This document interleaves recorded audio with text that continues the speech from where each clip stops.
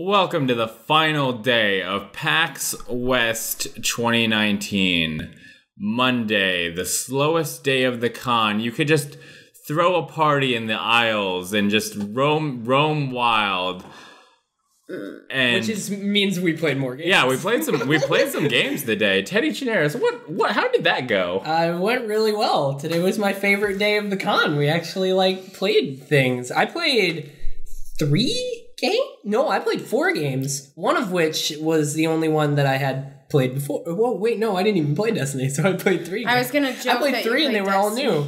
Yeah. And you didn't. But we all 3 started off by playing Borderlands 3, which we waited in line for like an hour, but we finally got to it. Well, that's not the first game I played. Oh, really? Because we all played Elsie, didn't we? Chronicle. Oh yeah, I forgot. While we were waiting, we kind of poked around the Red Bull. Yeah, because we were all just waiting for the line to come uncapped, so we just stepped over into the Red Bull. What was it? The PAX Rising. Yeah, PAX Rising booth where there was 9 indie games. Yeah, there was just a bunch stationed around. And the first one I saw was Elsie, and we played that. I played it. Did you play it? Yeah, not for long because I died pretty quickly. So you played 5 games today. Technically, he didn't play 4. Destiny. Yeah, I didn't count. Destiny shouldn't count. 4, damn it. Yeah. Yeah, did you think you had played Destiny today? I did, because I got in line for it, and that was the whole thing, but then they cut us off. I got a shirt, though. Wow. I'm excited. So what do you think of Elsie? Oh, Elsie was good. It's a pretty just platforming, side-scrolling 2D adventure with a girl with fancy hair and a gun. Oh, yeah. And the upgrades were really cool. I'm not good at platformers, so I sucked ass until the developer came over and stood next to me and was like, hey, do this, try this, hey, this. And I love it when a dev watches you play a game and is just like, oh, I wonder what happens if you do this. You know what happens. But yeah, he pretty much just carried me. He held my hand through a little bit, and that was really nice. Yeah. Oh yeah, it was. We had a little romance. It was fun. Yeah, Elsie was cute. Anyway, the game he played, and then we made it to Borderlands. We did by standing off to the side where they can't kick us out. It was fine. Before we played Borderlands, we played the greatest game of PAX, getting into line. Yeah, because it was capped, and then you want to get in a line for the line, but the enforcers don't like that at all. No. Then there was a guy who got chewed out because he was standing near the line, and they were like, "No, you have to go over there." But he's like, "If I move over there, I won't get in the line." Yeah, it was great. Which is true, but he got called out by 2 enforcers, and I was just waiting for him to get booted. But they were really chill to him. They handle it really well. If I was that enforcer, I'd be like, get the fuck out. The enforcers were all, I didn't have a bad experience with any of them. They were all really, good at what they had to do. Mm-hmm. And I could never do that. No. But, they were all, the one dude was going down the line being like, I'm sorry. He was trying to move a group of them off of the standby line kind of thing. And he was like, there is no line here, so I have to bark at you. Bark, bark, move. It was just funny. I was like, that's a good way to handle it. There you go. Yeah. But then we played Borderlands. Yeah. What's Borderlands like? It was fun.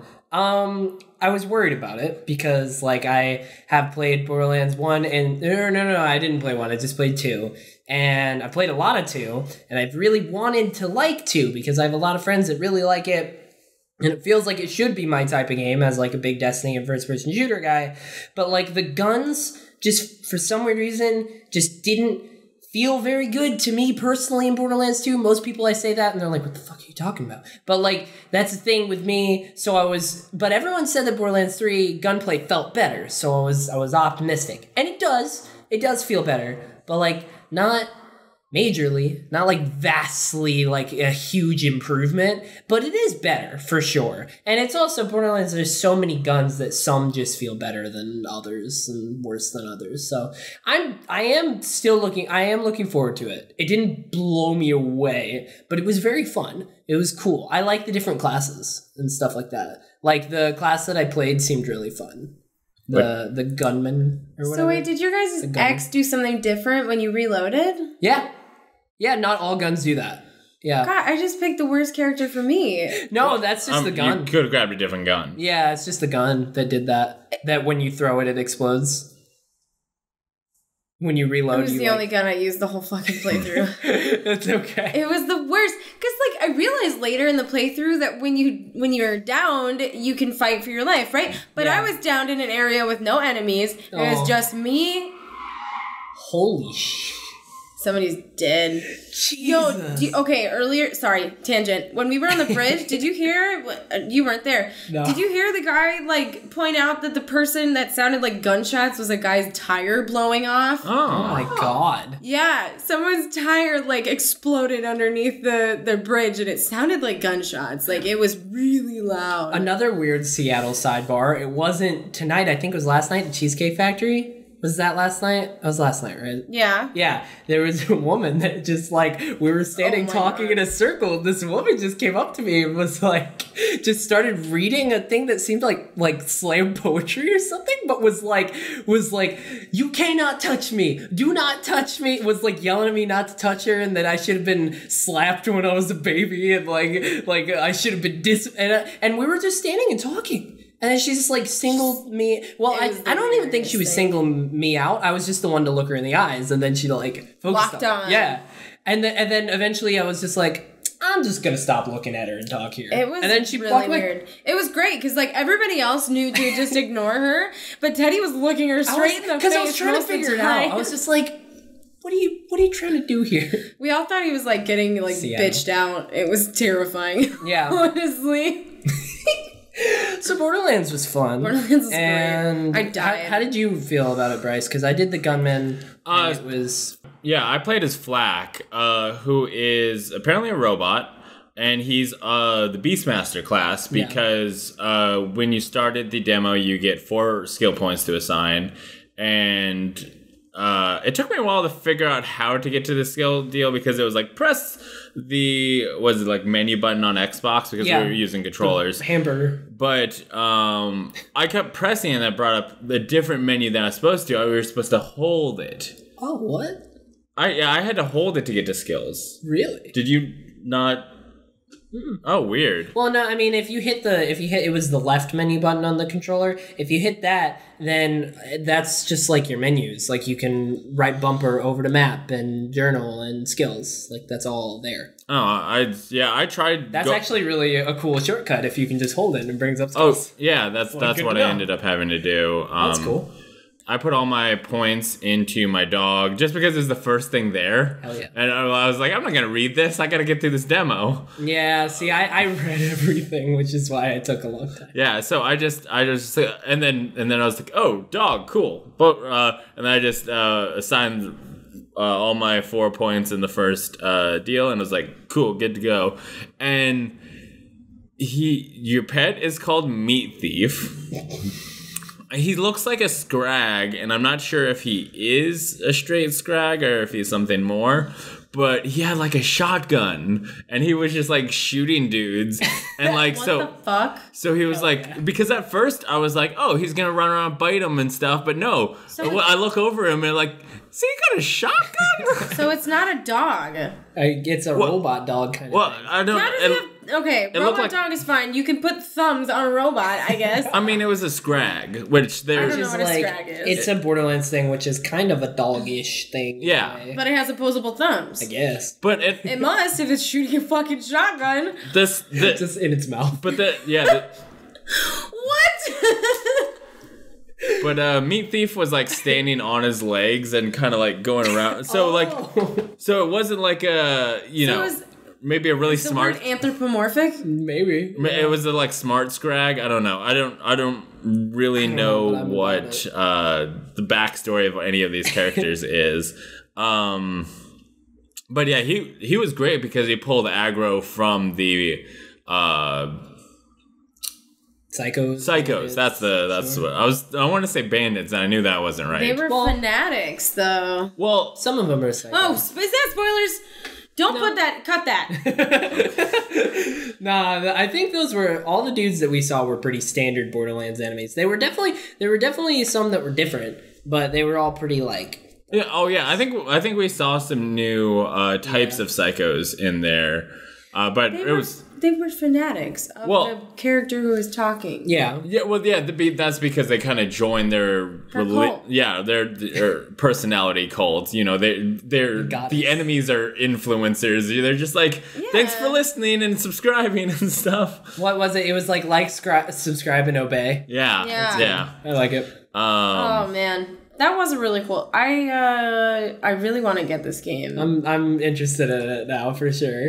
And I was before, but like now I'm like, okay. Oh yeah. Yeah, I wasn't before, but like now I'm like, God, maybe it's fun, man. But I'm really bad at it, so like I don't know how much fun it was. I mean, if you do co-op too, then it's not as bad. You can have friendos help you, and they easier. Perfect. Teddy carry me. Right. Bryce carry me. And they I'm gonna die a lot. Hey, if I love playing the Beastman. Oh, I was so my meat thief died at one point. Well, like he got downed and you can revive him, but I just was like running over to him like no, and like Psycho is just like took that, like I was like I gotta revive him, and the Psychos were just like, what are you doing, dude? We're gonna kill you now. So they downed me, and then I managed to take one of them out. But by the time, like just as I got back up, Meat Thief, zeroed out. Yeah. But then there was like a 1 minute timer, and he came back. Oh, no. I did this thing where I tried to search a safe at the beginning, and I reloaded my gun instead, which blew up in my face. Oh yeah, literally. Because you had the exploding guns, which I think I had a machine gun and an assault or a sniper rifle, which they felt so good. I got like an auto and a shotgun. I used the shotgun the whole time, but I got an auto, and then I got like a semi-automatic that was actually really good. But then I immediately got like an energy kind of like it overheats kind of like auto rifle. Yeah, I had one of those to start actually. Yeah, and then that one I was like, I want to use a semi-automatic because it feels better, but like this one does more damage, so I'll use it. Yeah, I didn't actually like how either of the guns shot, but the one that blew up when you reloaded, I ended up utilizing that later. Yeah, there you go. After it killed me. Yeah. Yeah, and I had no idea what the fuck the grenades were doing. Like my grenades were like bouncing around. Oh yeah. I mean, there's grenades can be crazy. Yeah, they can be sticky grenades. They can be like long shot grenades where they're basically like shooting an arrow. I bought some new grenades right before the boss battle. I could not figure out how to buy. And it was awful because I'd open the things where you could buy stuff, but I couldn't figure out which button did the buy thing. Yeah. Listen, I don't know what button's A on an Xbox controller. Yeah. That's fair. But can we talk about that boss battle? It was really that cool. was like he was a DJ. Yeah. And like so the entire room was surrounded with speakers and he would like explode them, which you kind of learned that going through because sometimes there would be speakers that would trigger. Yeah, the first like when I first got in there, like I was on like the left side and it started doing the thing, but I was like facing away from it so I couldn't see it, but I heard it doing it and then it just I had like 20 health. See, I was in the room. I was like slightly in the room, and I saw it start to go, and I was like, "What is this about?" And then boom, I shoot backwards and I lost. You guys are idiots. There was a dead body in front of the speaker. I was like, that's bad news. And then when you stepped in the area, it starts like winding up. I'm like, no way. Like I didn't die to the speakers at all. I was really good at avoiding them. I almost did. I didn't die to it. I took some damage. Damage from the speakers. But well, I didn't in the rooms coming up to the boss. I didn't take it there, but then in the boss. Yeah, in the boss, it was a little harder. Yeah, because it was all surrounded. It was rotating.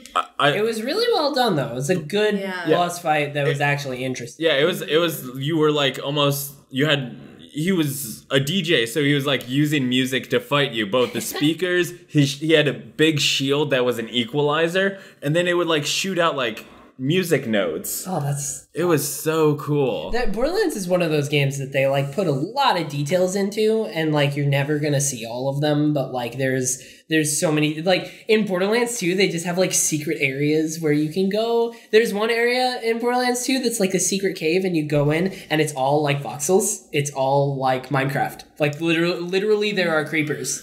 Like they are shaped and look like, and they come at you and like And I think you can get like a diamond pick. Like it's That's cute. Yeah, they do like meme stuff like that. So I would like to wager that, or not wager, but point out that the theme of video games in 2019 is music. Oh, yeah, definitely. And food. Yeah, food for sure. There was like 5 different games just in the indie mega booth that were about fucking food. Hell yeah. People like food. People do like food They and also music. like fucking food. And people like having sex with food. And sometimes fucking weapons. Can you tell me about that, Darian? Oh man, why are we making that jump? Can I talk about the other games that I played too? Well, oh yeah, what did you play something before you played Boyfriend Dungeon? I played 5 other games that we haven't talked about yet. Okay, was that before Boyfriend Dungeon? I played 2 games before Boyfriend Okay, Dungeon. tell me about those. So the first game I started with after Borderlands 3 was I went into the indie mega booth. I was gonna try to play Haven, and I'm really sad that I didn't because I know I'm gonna love that game. But the line was just ridiculous, and I was told the demo is like half an hour long. Oh, wow. So there was like 4 people waiting. I was like, I'm not waiting 2 hours to play this game. That's crazy. Like, I'm excited for it, but that is one of those games that I will buy and I will play, but like it's okay. I'll just do it. Yeah, I'll just buy it and support you guys. Like it honestly looked so good from the indie game showcase. Yeah. That I'm like, well, and they had a cool trailer playing that was like I heard the really like the voice acting sounds so good and like the music was really good and on the screen there was an argument happening between the 2 protagonists and I was like, oh no, Trouble in Paradise? Like, sign me up. So Haven in general is about like, it's supposed to be about like day-to-day kind of life of like this couple but escaped. But they escaped and they're also on like a different planet. Yeah, they're like on the run. And have powers and shit. It's but kind of most of the time it's about was this the kind of fun showcase? Yeah. Okay, it's the one that Greg Miller was like, this feels like Saga. Yeah. But like most of it, it's a comic series, which I want to read because I've been recommended. Okay. it. I have it I have it single issues. I have the trade backs. I have the I'll send you my. I have the hardcovers. I almost I had pre-ordered the omnibus, which is like everything. Are you guys talking about a comic book right now? Let's get back to video games. Well, God, video game. Okay, Haven. I mean, this whole tangent started because I talked about a game I didn't play, but a game I did play. Oh yeah, what did you play? I played Elsinore, which is, I don't know if I'm saying that right. Elsinore. It's I bought it while I was there, so it was good. Shit. It's Macbeth. It's the story of Macbeth, the Shakespearean play, but with like a Majora's Mask twist to it. So like you play the same day or same section, I guess, over and over again. I didn't get very far because I realized like I want to play this game. I probably played like 15 minutes. Then I was like, yeah, I'm buying this game. I'm not going to keep playing. But basically, you're playing out the story of Macbeth, and you're Ophelia, and you're trying to prevent some tragedies from happening. But the aesthetic is beautiful. It's very dark, but all of the backgrounds are hand-painted. And the models are 3D, so like the hand-painted the hand-painting backgrounds are like in like the 3D, but it's only from one angle. And then the characters are 3D, and they go over all the paintings and stuff, and it's super pretty. And the music is really good, and there's like a little bit of voice acting, like it's mostly text, but the characters will often say like the first word or first sentence in the box. I really liked that one. I played that at the Indie Mega booth. You said you bought it? I did, yeah. So like, what's that on? It's on Steam. So did you just go on your phone and like? No, like so they had like pins that you could buy and like t-shirts and stuff, and then they had a sign on every one of their stations as well as like on the booth where their pins were that said ask us about our PAX discount. And I was like, okay, well, I love this game and I'm buying it. What's your PAX discount? And they're like, oh, if you buy the code here, it'll be $15 instead of $20. Oh, wow. Plus no taxes because they're factored into that. So I was like, yeah. Did they just like give you a digital? They gave me a card with the key on it. That's cool. Yeah. That's super neat. Yeah. And did it come out like really recently? Because that would be really smart. I'm just trying to figure out their market. I think so. I'm not. I didn't actually like interview them. Yeah. Like I just kind of like briefly chatted with them. That would be really smart if somebody's like, our game came out like a week before PAX. We're gonna go there, have like one final like demo booth. Yeah. And, like, sell it. I don't know if I don't exactly know how it went out. Yeah. I do know that they were really sweet because I was like, do you guys mind? Because anywhere that I went where I was intending to buy the game, I was like, are you guys cool with me like streaming this on Twitch? I'm not very big, but like, are you cool with that? Like, I know some devs aren't, but they don't say anything. And they're like, oh, no, God, yes, absolutely. Please do. Like, shoot us an email. And they gave me, like, an extra business card. Like, let us know when you're streaming. Like, thanks, dope. I promise, like, 4 people are going to watch me. So, like. Speaking of which, you know how I told you that Splitgate account followed me on Twitter? Yeah. They sent me a DM. I don't know what that is, but I have to look at that. So I don't know. Damn! Yeah. Why are you just random? We're just talking about things. Thoughts about devs. Yeah. Were they about just devs? Yeah. Were they just like hi and? I haven't read the DM yet. I read like the little blurb that you see when you open the messages thing, but I haven't like opened it yet. But though I've only played it like once. I played the beta, so I don't know how that happened. But yeah, devs. Yep, devs are cool. Developers. Speaking of devs, I played a booth that was next to Dev's booth. It's a vastly superior game. It was Emily is Away 3, which is, in fact, Emily is Away 3, not Emily is Away Less Than 3 or Emily is Away Heart. The dev explained it. His name is Kyle Seeley, yes. Oh my God. He made the first two by himself. So. Yeah, he made this one by himself too. Yeah. His booth was so cute. He has it set up like a desk. Aww. It's like and it should, because it's 2008 Facebook basically is the game, and like the keyboard and the mouse, and then like underneath the TV screen was like 2 shelves, and there was like one of those weird things that you put your hand in and it like it's all the needles. I don't know what they're called, but not needles, but like, you put your hand on it and it leaves the impression. Yeah. Oh, those things. Yeah. Yeah, and like he had a Rubik's Cube and like a succulent and like just like he put in a book. Like there's a lot of effort. Everything from 2008 was here. No, like it was a desk aesthetic. Like That's it was cool. so cool, and like he obviously did it himself. He was there by himself. But yeah, he was really sweet. I was like, yeah, I had the first game spoiled for me, so I never played them. And he's like, oh, do you want to? Like, yeah, I can't remember what was spoiled for me. Like, yeah, I'll play them. So he gave me a key for 2, but... Really? Wow, yeah, that's awesome. He was really sweet, and we've been chatting on Twitter. He's really nice. Yeah, Emily is Away 3 is same premise as the first 2 games, except instead of AIM Messenger, it's in Facebook. And it starts off like your character has created their first Facebook account in 2008, and their friends are adding them. And Kyle said he didn't have to play the first 2 games. He said that it was an anthology, so you don't have to play the other games to. The stories are kind of separate stories, which is really cool. I like the way he did that. I thought 2 was connected to the first one. No, I don't think they're the same characters. But you don't need to. I'm not sure. I've never played them, actually. I'm talking out my ass at this point. I played the first one. I played the first chapter of 2. I think we maybe started the second chapter, but yeah, that had, I think, new characters, because you had like 2 different Emilys that you were talking to in Emily's Away 2. Also, with that one, it's TOO. Oh, yeah. So I do like that he kind of like plays with the number. Yeah, so it's 2, but not just the number 2, and with 3, it's the symbol to make a heart.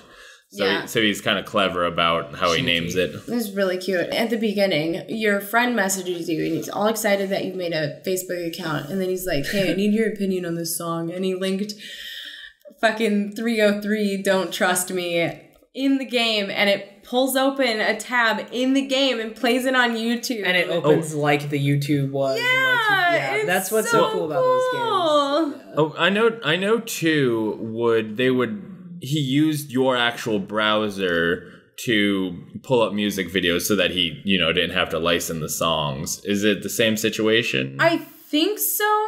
The UI, I couldn't tell if it was all in game or if part of it was the computer. Yeah, with 2, you could select a background that looked, like to match the aesthetic of the game, and then it would download that background to your computer, so you could set your actual computer background to match. That's fun. So that there were parts that you were playing that were just your actual computer, and he kind of tried to match the aesthetic, so it worked. So that might be the same situation. That's really cool that he can use actual music, but not have to license it because he's just linking to a YouTube video. Yeah. Yeah, as far as I can tell, because like it was a legitimate like YouTube link. I just don't know how he managed to make it look retro, but he did, and it's beautiful. It's really cool. I would highly recommend it. Whether you're a fan of like longtime fan of the series or new to the series, like I loved the demo, and I will be buying it. It won't be available till next summer, but he said it's going to be on Steam. I did get that info because we really did chat a lot. Like he was a really cool, genuine guy. So then Boyfriend Dungeon? Yep, now we're on Boyfriend Dungeon. Okay. Swords. Yeah. Sword smoocher!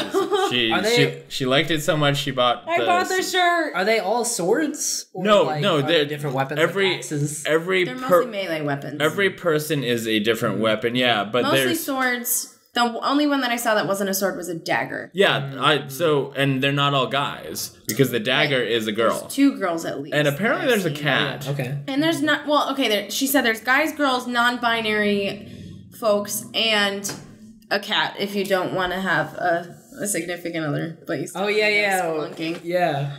Which is super cute. Yeah, that game was super fun. It played really smoothly. The music was really good. When the swords are introduced, they have like a magical girl transformation, which was fucking beautiful. One of the guys, like, honestly, I only picked this guy because he looked a lot like Dan Avidan. He looked like Danny Sexbang. And I could not help myself. I was like, yeah, I mean, I'll date Danny Sexbang, wouldn't it? I don't think I can talk about the demo that much. Not like specific story stuff. Because they were pretty on the down low about like keeping a lot of that under wraps. I think they didn't want to show stuff, but obviously it was open for people to play. Sure, but she also wasn't at liberty to answer a lot of the questions. Well, yeah, because the game obviously stuff had already happened. Because the mall is now overtaken by monsters. No, that's just how it is. The world is That's the world. That's part of the world. Okay, yeah. Well, the dungeon is the mall. Right. Yeah. The dunge.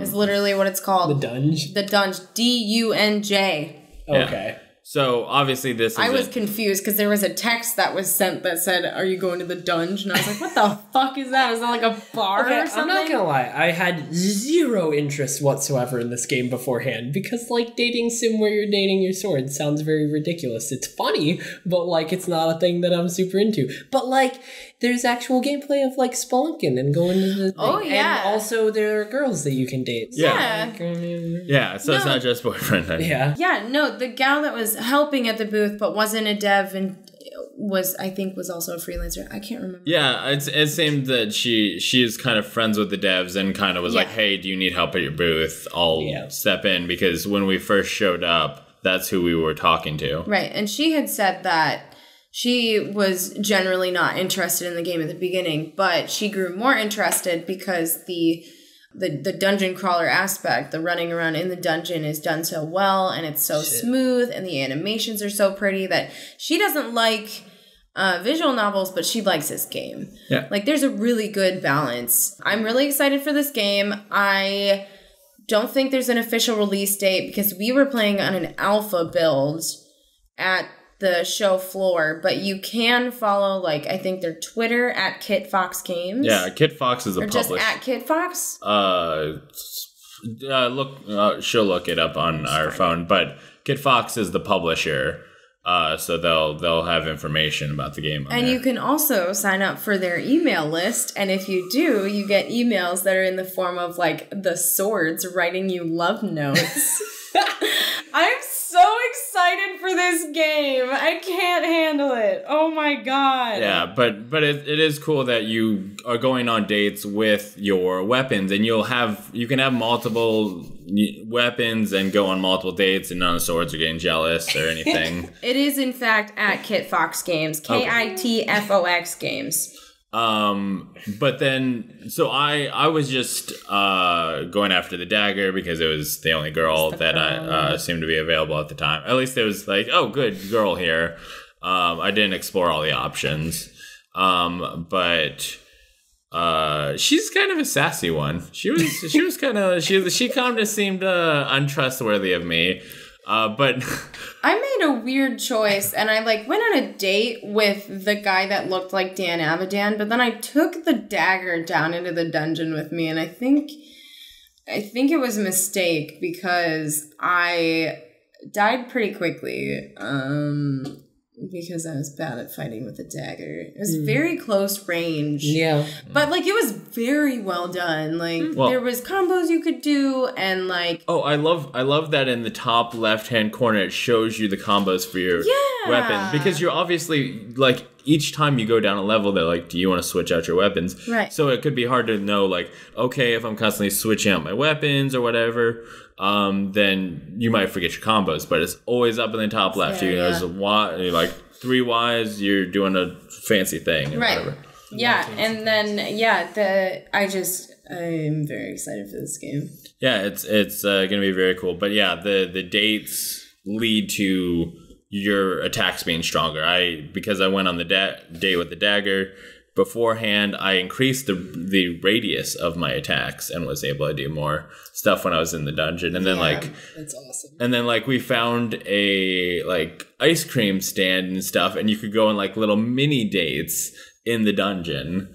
And then while I was down there right before the demo ended, we ended up finding another sword, which almost looked kind of like a either flaming sword or like a lightsaber type thing, and that transformed into a guy, which was kind of cool because my dagger kind of talked to that sword. I don't know if that was a guy.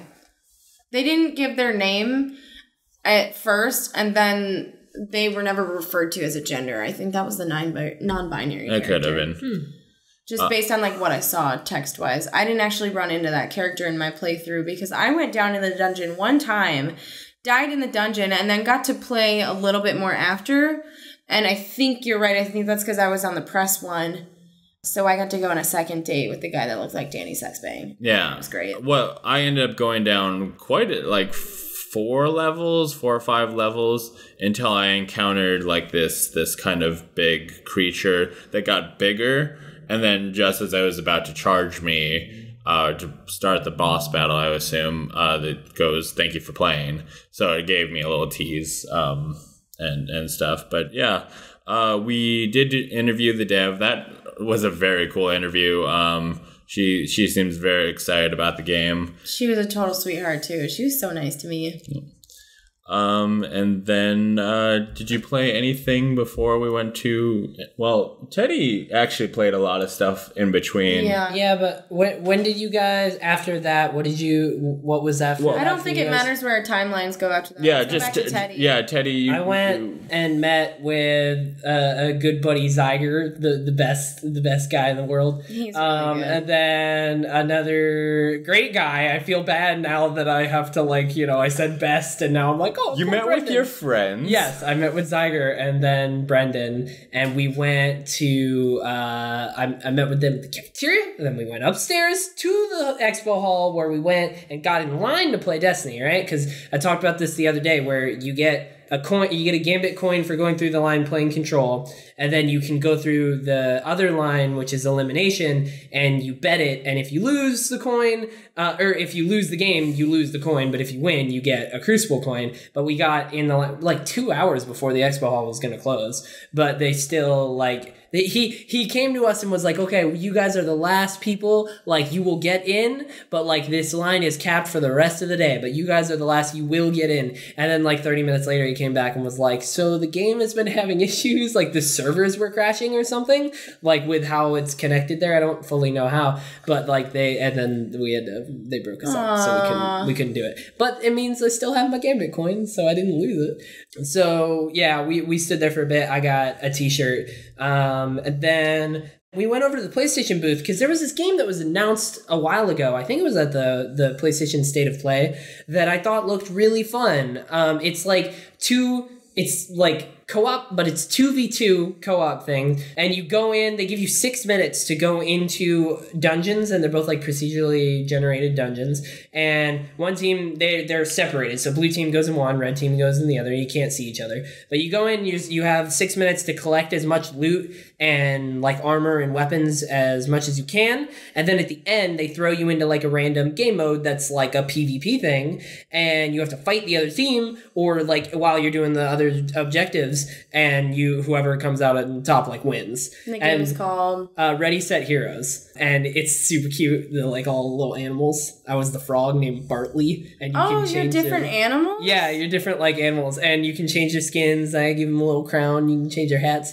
It's great. It's like $20, and it's going to be coming out in October. It seems like a really fun little party game. Can I get this on my Switch? I don't know. I think he said it was PS4 and PC. I'm not sure. I mean, it was at the PlayStation booth. Yeah, definitely PS4. That makes sense. Duh, Darian. Definitely PS4. But, yeah, so that was really fun. I had been wanting to play that, so we played that. And it was just as fun as I thought it would be. It's a cool little game. And then we... Yeah, so we were chilling for a little bit. We saw Snowbike Mike, and we went over and talked with him. And then we were just like chatting, and one of the dudes from like the Predator booth came up and was like, "Hey, do you guys? We have 5 spots over here if you want to play Predator." And we're like, "Okay." Done. we walked over, and it turns out Snowbike Mike and his friend Christian had already played it like 5 times before that. That was their 6th time coming back. What? And so they were like telling us all exactly how it worked, and he's like, "Okay, we gotta win. This is our last time." And then he's like, "We're gonna yell at each other to stay communicating." Like it was hype, Snowbike Mike, of course. But yeah, when we got there, Snowbike Mike had called Christian on the phone and like put it in his headset, and it was like they were just across, but he had done that. But then he was like, "No, we're just gonna yell. It's fine." And we almost made it out. So Predator's like a 4v1 kind of game. Asymmetrical survival game. Yeah, it's made by the same people who made Friday the 13th, but it's a first-person shooter. And it's based on the movie Predator. Yeah. So like you...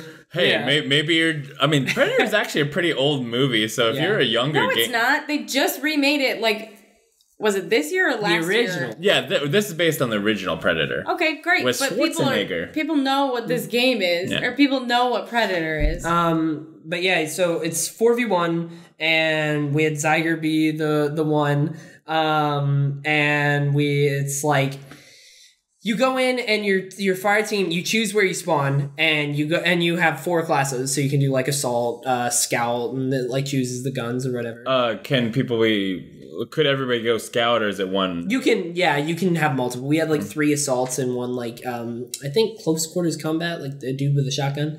And then so we had 4 people. You all can like vote on the spawn, so we all went like waterfall. And then you go through, so like the Predator can see you if he uses his heat vision, but if you like cover yourself in mud, he can't see you with the heat vision. And there are NPCs just around that are trying to kill you. They're not necessarily trying to kill the Predator, but like he can't, unless he uses heat vision, he can't tell the difference between NPCs and between you. So that's why applying the mud is really good. But you go through as a fire team, you complete objectives. You just go through like activate a satellite thing, like go around, and then eventually you have to go out on the helicopter. We had done everything, like we were good until the final bit when we were all grouped up waiting for the helicopter to come, and Zyger like hit me with some ranged thing. I thought I had full health, but I guess I didn't. But he hit me with a range, and I just went down like immediately. And then he started coming, and we're like, "He's on the right, go, go, go!" And then he killed all of us like right at the end when there was like the rope had to like dropped on the helicopter. We had one person, he just needed to get to it, but Zyger got us. It was really fun, but I can see it being good. It definitely still needs some time, but it's coming out in 2020, so it has time. And hopefully on console, I can turn off the motion blur because it was kind of gross. But the game visually, other than the motion blur, looked really good, and it ran pretty good. So yeah, it's cool. It's a cool game. And I believe that is all that I played. Yeah. I met, I don't know what I guess, while both of you were playing those games, I went to the Annapurna Interactive game, or their Annapurna booth, because they have excellent choice in publishing. Everything they've put out so far, I've at the very least been interested in. Except for Her Story. Did they put that out? Yes, they did. Oh. Because I thought What Remains of Edith Finch was their first one they published. And they did Florence. Maybe I'm wrong. Yeah, I think same guy that made this made Her Story, so I assumed. Annapurna was their the publisher of this one, so it's But yeah, so Annapurna's published What Remains of Edith Finch. They did Florence. They also have a Journey. Really? Well, no, they're published. They're published. Their iOS version. Oh, okay. Yeah, they're doing the iOS one because I think PlayStation handled the PlayStation version. Did they handle the PC? Because it came to PC recently on Epic. I don't know if they published it. Yeah, I think these new versions are handled by Annapurna. Edith Finch, Flower. Oh, come on. Oh, Flower's good. Honestly, a lot of people really love Journey. I kind of prefer Flower. But Annapurna also has a film branch, and they did Sorry to Bother You, which is also a very cool movie. Anytime I see the Annapurna logo, I'm like, I'm interested.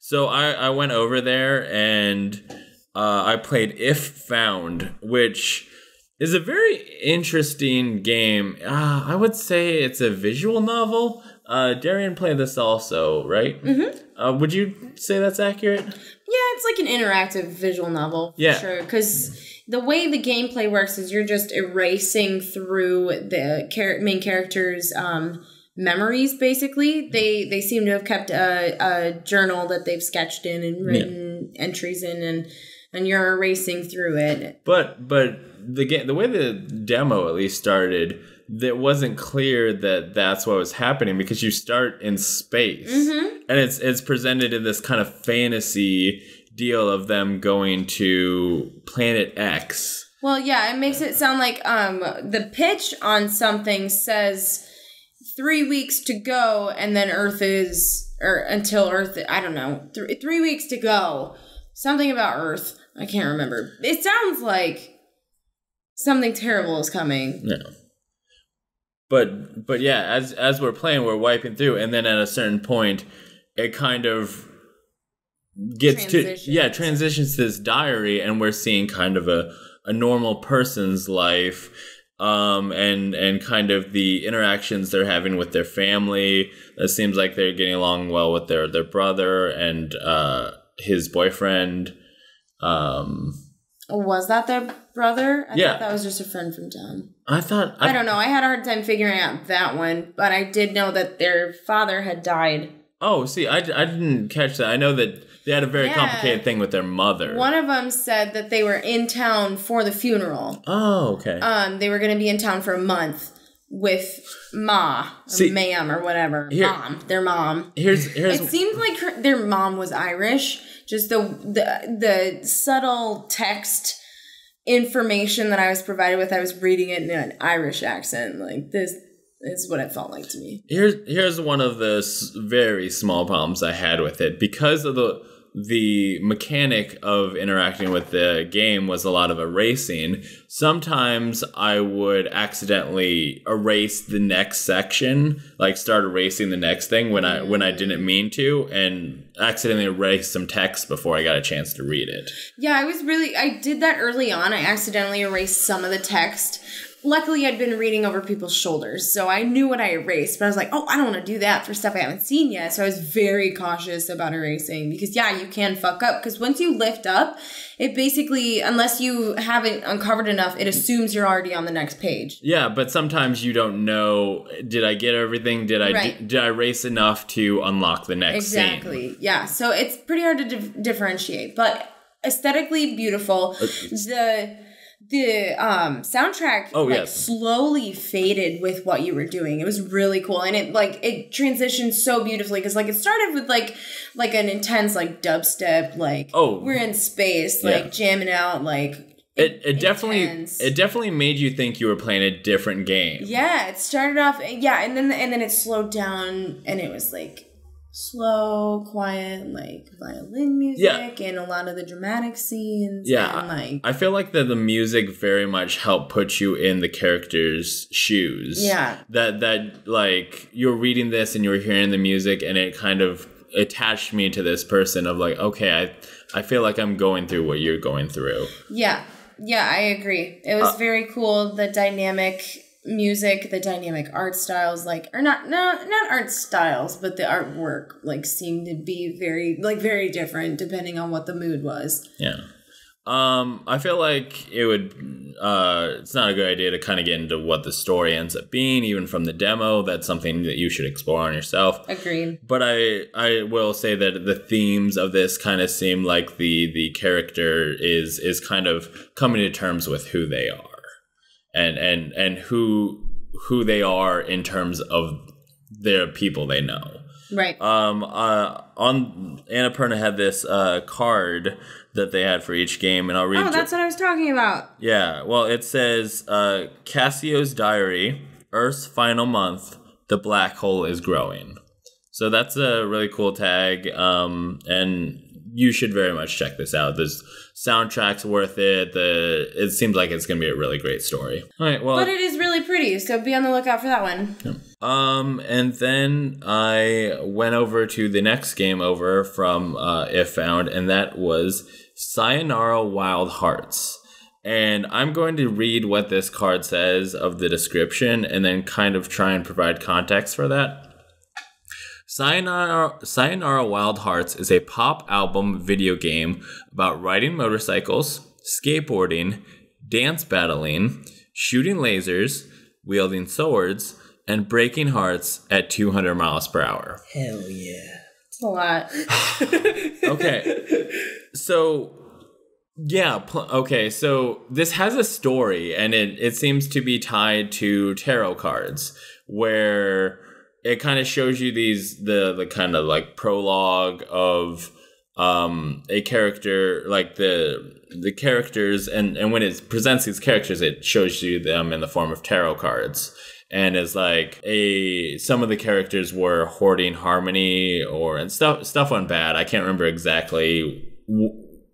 One of them did bad things that kind of messed up the whole like world, but they managed to protect one of their group and keep them sheltered so that they can one day come back and save other people. And then this like heart, which turns into a butterfly, comes into this girl's house and like kind of like pulls her through the roof. Like the world flips upside down, and you're in the game now, and you're riding on this tarot card, and you're like, the music's going, and you're collecting hearts, and you're just like moving left and right. And like a lot of this game is just kind of this quick left, right, up, down, just kind of navigating around, collecting hearts. Sometimes you'll rhythm type thing will come on, and then you'll have to tap X at the proper time. It's very much a rhythm game in a lot of ways, but also not, because it's also kind of a race game of moving left and right or up and down, so you're navigating. But the whole thing, the soundtrack is so good. Like, that needs to come to Spotify. And it just had my heart pumping. It had me excited. The visuals are so good. Like, the whole world, like, there was like a dance battle that you were kind of pressing X to do the moves, and they would like dance, but they would shoot fireballs at each other. So great. You need to check it out. It's the soundtrack's great. The visuals are great. It feels really great to play. And that's all I ended up playing today. I have a quick idea that I just thought of. Can we very quickly, in a sentence each, throw out like our takeaway, like, since we're done with PAX? Like, what were the... Yeah. Oh, okay, cool. But after that, I'm curious as to like what was everyone's like main thing that they learned of like a cool game. Like, what are you gonna go home and be like, I have to buy this? Yeah. Do I have to make a list? So wait, No. So wait, are we picking like our pick of PAX West? So, I was gonna throw out like 3, but I can just do one. Oh, No, let's do a short list because I can't pick just one. Okay. Yeah, but just a quick like, this is cool, this is cool, this is cool. The last game that I played on the PAX floor in the indie section, whatever. Well, it was in the Annapurna booth was Telling Lies. And I'm going to read this as well. It says, 4 private lives, 1 big lie. Search through secretly recorded video conversations to discover the truth. And starring Logan Marshall Green, Alexandra Shipp, Carrie Bichet, and Angela Serafian. I don't know who any of those people are. Me neither, but it's in there, so I felt like it was worth mentioning. They need that credit. This is a video analyzing game, very similar to the game Her Story, and it's actually written and directed from the same guy, Sam Barlow, who made Her Story, which I loved. You just are sorting through so much footage, trying to figure out like what keywords you need to put in to unlock more of the story and figure out, like, piece together this story that you don't have the full story for. And it seemed to be like stuff like the characters were maybe talking to their phone or something. Yeah. It looked very much like the secretly recorded footage was basically... one of them, at the very beginning, it shows you 2 sides of the same FaceTime conversation between one of the guys, or I guess the only guy actually in this game, and like his kid and wife? Wife thing. Definitely Partner. The mother. Yeah, I don't know exactly what their relationship is yet, but yeah, it just starts off, you see this cutscene of the person that you're playing searching through this footage, coming home and logging it in, and it definitely seemed like the premise of this game is the person who stole this footage could possibly be in a lot of trouble for it. Or whether it was stolen or not, but there's definitely something that suggests somebody's going to get in a lot of trouble for having all of this footage. I don't know what the lie is. I don't know what's going on quite yet. I didn't play that much of it because I quickly decided I was going to buy this game because it is available right now on Steam for $20. That was a thing that was really prevalent at this PAX West, is that a lot of the games were either out now or very soon about to be. Yeah, I mean, I played a lot of games that weren't. Like, Elsinore was, but Elsie... I don't think you can buy yet.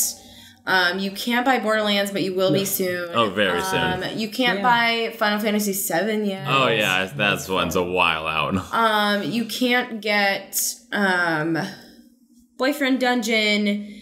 Oh, yeah, you can't get If Found. It's not available yet. I just looked it up. Yeah, you're right. Emilia's Away 3 isn't available until next summer. So, I mean, most of the games that I played are games that are not available yet. But Control's out. Yeah. I mean, there were a good amount of... Control is Elimination isn't, though, right? No. Control, like... There's a video game called Control. Yeah. Oh. It's by... Do you know Alan Wake? Yes. It's made by the same Remedy. It's made by the same... And that came out, like, literally last Tuesday. And there were, like, a bunch of booths for it. Interesting. Yeah, there was a lot of press, and I saw some games. I really kind of wanted to play it though because it seems like the gameplay would be really cool, but I'm not sure if I'm gonna love the story. But like I figured if I tried it out, but I didn't get the chance. But it's out, so I've been hearing good things about it. Yeah, it has really good reviews. It's one of those where it's like the review embargo comes up, and I'm like, shit, another game that I don't have the money or time to play, but it's really good, and that means I'm gonna want to. But yeah, I found a lot of games that I'm going to be buying here in the short future. This was more like, this was very much a trip that reminded me, shit, video games are really cool and I want a lot of them. so you would suggest it. What games are you coming away that are like, this is my favorites of the con? It's not even necessarily my favorites, but I want to throw out like 3 that I think people should pay attention to, because if I said my favorites, some of them are like Final Fantasy VII, and I'm sure people are paying attention to that. People should pay attention to that one. Yeah, that was very good. But, like, honestly, I think ReadySet Heroes was really fun. I think if you're looking for a little co-op game, that would be a lot of fun. Legacy of Logos is out right now, and I'm very interested in that. It's like Dark Souls kind of open world. Decay of Logos? Yeah. Is it Decay of Logos? Okay. I think so. And... there was one more that I can't remember at the time. Okay, so I'm gonna say that everybody should be playing Sayonara Wild Hearts, because that game is awesome. Be on the lookout for Boyfriend Dungeon. It's not out yet, but it's gonna be really good. I also really liked Elsinore. If you want kind of just a laid back point and click, beautiful game. Also Emily is Away 3, which also doesn't come out until next year. But be on the lookout for that one because the first two are, you know, kind of cult classics cult classics. People like them. Yeah, they're good. People like them. They play really well, and they're simple, fun games. Very nostalgic. So I think those are my top 3. I was gonna also throw out Haven as my third. Spiritfarer is really cool too. Yeah. Very cool. I think the takeaway from PAX West is that indies are awesome. But audience, anyone who's listening to this, you're awesome too. And thank you for checking out all the recaps and anything. And hopefully we'll see you next time. Bye.